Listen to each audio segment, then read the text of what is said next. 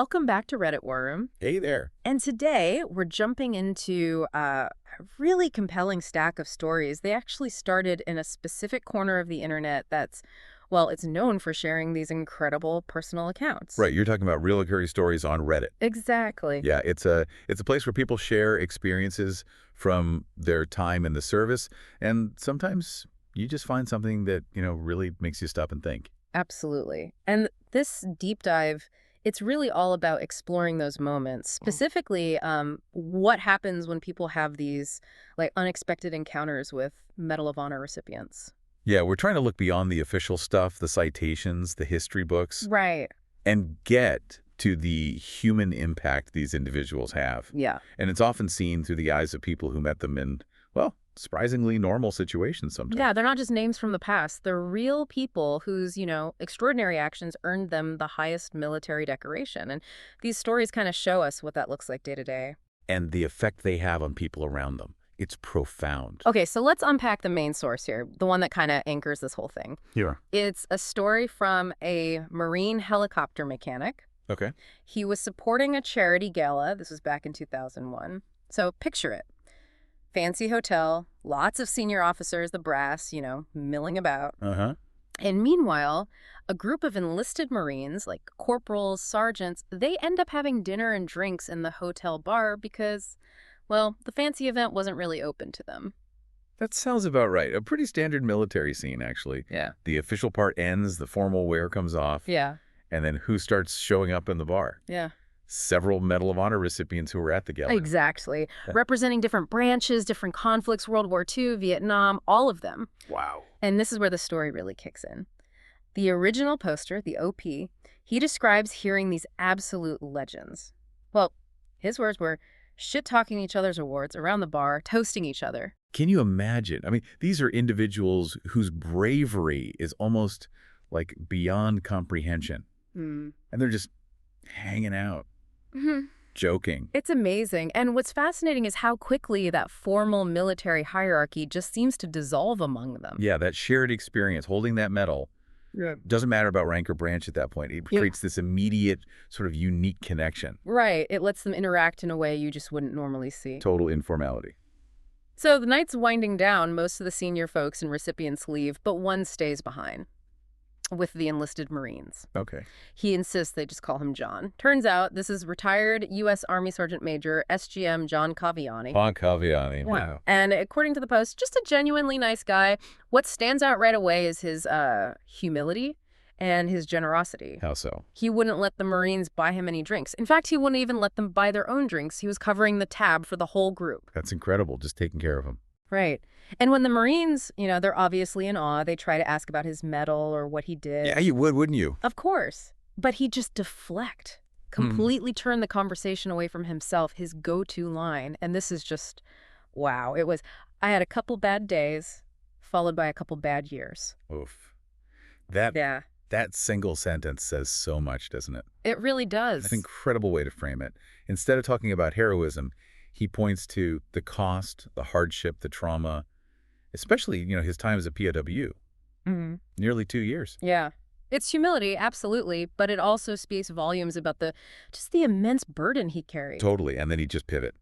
Ask them about their job. Exactly. Ask about their helicopter, make them feel important, shift the focus right off his own story. It really makes you wonder, doesn't it, how people who've seen and done unimaginable things, how they choose to carry that. Is that quiet deflection common? This story certainly suggests it might be. Focusing outward, yeah. Mm-hmm. Making others comfortable instead of recounting the past. So the night's going on and drinks are flowing. John Caviani's holding court with these junior Marines, being super gracious. Mm-hmm. And then some other Marine from a different squadron walks in, maybe doesn't realize who's there. Okay. And he initiates the classic military bar thing, the coin check. Ah, the challenge coin check. Right. Everyone starts fumbling for their unit coin. Yep. If you don't have it, you buy the round. Simple tradition. And right in the middle of all this fumbling, what happens? A Medal of Honor is just calmly placed, or maybe, as the Post implies, kind of slapped onto the bar. Wow. Just picturing that. Someone in the comments said, dropping a Medal of Honor in a coin check? Jesus, that's like going to a pistol duel in an A-10 Warthog. That's a perfect comparison. It really nails just the sheer level difference, doesn't it? Another comment joked the only thing that could compete might be like an astronaut badge or some super rare rescue swimmer thing. It just completely resets the room, you know? The rules of the coin check just poof, they're irrelevant. Nobody's going to call that out. Nobody expects a drink from the guy who just put that on the bar. And the story gets even more human, more real. One of the event organizers sees this from nearby, clearly knows John, and yells out, What? "For God's sake, John, do you carry that thing to the bathroom too?" Oh, that's brilliant. But it also kind of points to the fact that this thing, this huge symbol, it's just with him, part of his everyday carry. And John's reply, he just laughs and says, "I trust my pockets a whole lot more than a hotel room safe, especially in this state." Okay, that's hilarious. And so disarmingly practical. A Medal of Honor recipient, Yeah. just being a guy who's had a few, Yeah. making sure he doesn't lose something incredibly valuable. Totally brought the bar down with laughter, apparently. that. Of course, the Marine who started it, the skid kid, that's slang for an aviation mechanic, right? Yeah, works on landing gear, helicopters usually. Right. He immediately bought another round, which John, again, put on his own tab. Still wouldn't let them pay. Nope. But for the original poster, the real impact came later. He was sitting next to John, and he got to see the medal up close, like less than a foot away. Okay. And he says, even though he was, his words were substantially inebriated, just knowing what that medal represented sobered him right up in that moment. I can believe that. And then, showing some courage himself, he asked if he could pick it up. And John. Just super casual about it. Said something like, "Yeah, go ahead. It's not like you're going to break it." Wow. You know, you hear this a lot from people who've had the chance to hold one. That the physical object, it has this presence, this unusual weight, more than just the metal. Yeah, the OP admits it sounds cheesy, but he insists that handful of metal and fabric had a weight to it that defied its size. And just sitting there, holding it, next to the guy who lived it, Yeah. he talks about the sense of gravity, of significance that he just couldn't really put into words. It bridges that gap, doesn't it, between the abstract idea of history or heroism and the actual tangible reality, holding the Yeah. proof while sitting next to the person. Connects you right to it, to the history and the human, in a really powerful way. So what happened after that night? Well, later on, after things got, quote, hectic, which was clearly a reference to 9/11 happening just a couple months later, Oh, right, the timing. the OP looked up SGM John Taviani's full bio, his citation, and he was, well, completely blown away, understandably. His actions were just incredible. Defending that hilltop radio site in Vietnam against overwhelming odds, making sure classified stuff didn't get captured, and then enduring nearly 2 years as a POW. Torture, isolation. Absolute valor, just the definition of refusing to yield. Yeah. And the original post ends on this really poignant note, mentioning the anniversary of John's first day in captivity, wishing him rest in peace. It puts this heavy, reflective cap on a story that started with laughter and a coin check. It really shows that contrast, doesn't it? The Yeah. casual human moment and the immense weight of the experience behind it all. Yeah. The sacrifice. And that theme, you know, the unexpected human encounter revealing this deep experience, it pops up in other comments on that Reddit thread, too. Oh, yeah. Like what? Someone mentioned meeting Michael Novosel, an Air Force flight medic and MOH recipient. Met him several times while transporting him. Novos, right. Flew combat rescue in World War II in Vietnam. Incredible. Yeah. And what's interesting, the commenter said he seemed to talk more about his World War II time than Vietnam. Maybe, they speculated, because his own son flew as his co-pilot on some of those really dangerous Vietnam missions. Wow, that adds another layer, doesn't it? How these stories are carried, what gets shared, what maybe stays closer. Another person remembered meeting Colonel Bud Day, another Vietnam MOH recipient, famous POW. Oh, yeah, Bud Day, a Yeah. legend. Met him when Day visited their high school. Yeah, this commenter was in JROTC, Junior ROTC, and apparently Day made a real point of helping students who wanted to get into military academies. That fits. Bud Day's story is just resilience defined. Shot down, escaped, recaptured, became a leader in the Hanoi Hilton with guys like McCain. The commenter noted his burial even had a Blue Angels Missing Man formation, a fitting tribute. Definitely. Any others stand out? Yeah, someone else shared encounters with Leroy Pitry, a more recent recipient from Afghanistan. Right. Army Ranger. Lost his hand throwing a grenade away from his buddies. Met him first on a USO tour in Kuwait, then had lunch later back in the States, and shared this moment of pretty dark humor. involving Petrie's response to a colonel who questioned him taking direction from a captain during the tour. Petrie apparently quipped something like, I don't know, but he probably wasn't asking for a hand job, and then made a clamping motion with his prosthetic hand. Okay, yeah, that's definitely dark humor. But it speaks to that sort of bond, maybe, or coping mechanisms within that community, Mm. especially after intense shared experiences. Right. The commenter had lunch with him later and said it was just that kind of stuff for an hour or more. Yeah. So he was really approachable, very human. And did they mention holding his medal? That feeling of weight? They did confirm that same feeling, unexpected weight, and also noted how incredibly busy Petrie still is, constantly traveling, working for the Medal of Honor Society. And that's a key point, isn't it?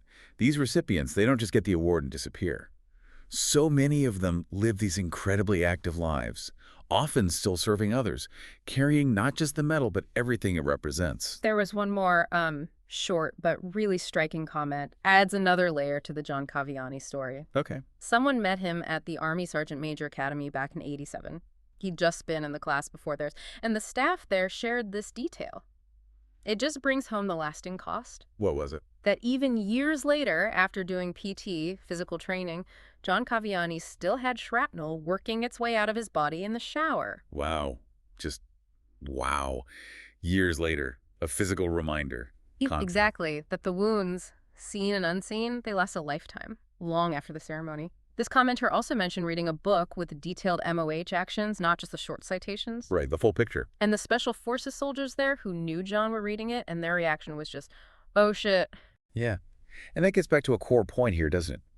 The official citation is powerful, sure, but reading the actual detailed description of what happened, the chaos, the extremity, it floors even experienced combat veterans. It really underscores the level of sacrifice. These aren't just brave acts. They're often actions under circumstances most of us can't even really grasp. So if we look across all these stories, the bar, the plane, the high school lunch, the academy, Yeah. what are the big takeaways? What keeps coming up? Well, one huge thing is that profound humility and approachability. You hear it again and again. Despite being legends, they're often described as just down to earth, deflecting attention, genuinely interested in other people. Yeah, that's definitely a pattern. And also the unexpected places you might meet them, not some big formal thing, but just out living life. Right. And then there's the medal itself, that tangible impact, people holding it and feeling that weight, that gravity. That seems bigger than the object. Like it embodies the unbelievable actions. That weight comes up repeatedly. And finally, I think it's the unspoken weight behind it all, the experiences. Yeah. These stories hint at the lasting physical toll, like the shrapnel, the emotional burdens, the quiet strength needed to carry that past, sometimes summed up in just one phrase, like Caviani's. A couple bad days followed by a couple bad years. Exactly. These stories, they're not just about the recipients, are they? They're about what happens when ordinary people connect with these individuals who embody something extraordinary. Courage, sacrifice, and what that connection reveals. About the human capacity for both incredible action and, well, quiet endurance. So for you listening, hearing these accounts, what really stands out, do these personal stories, these little anecdotes from Reddit, do they change how you think about heroism or sacrifice? They definitely give us a glimpse behind the curtain, Yeah. behind the formal honors. Show these recipients as people, still living, still connecting, often with just remarkable grace. Yeah, they challenge any abstract idea we might have about heroes. They put them in very real, sometimes very unassuming contexts, still navigating life long after those defining moments. It really makes you reflect on the sheer scale of what that little piece of metal and fabric represent. And on the individuals themselves. Yeah. Carrying not just the medal, but the weight of history, action, sacrifice, survival. Which brings us back to that deeper question, maybe. How do people carry that kind of burden, the extraordinary experiences, the trauma? What does it really mean when someone says, I had a couple bad days followed by a couple bad years, knowing what those days and years actually held? What can we learn from that quiet strength and how they continue to impact others?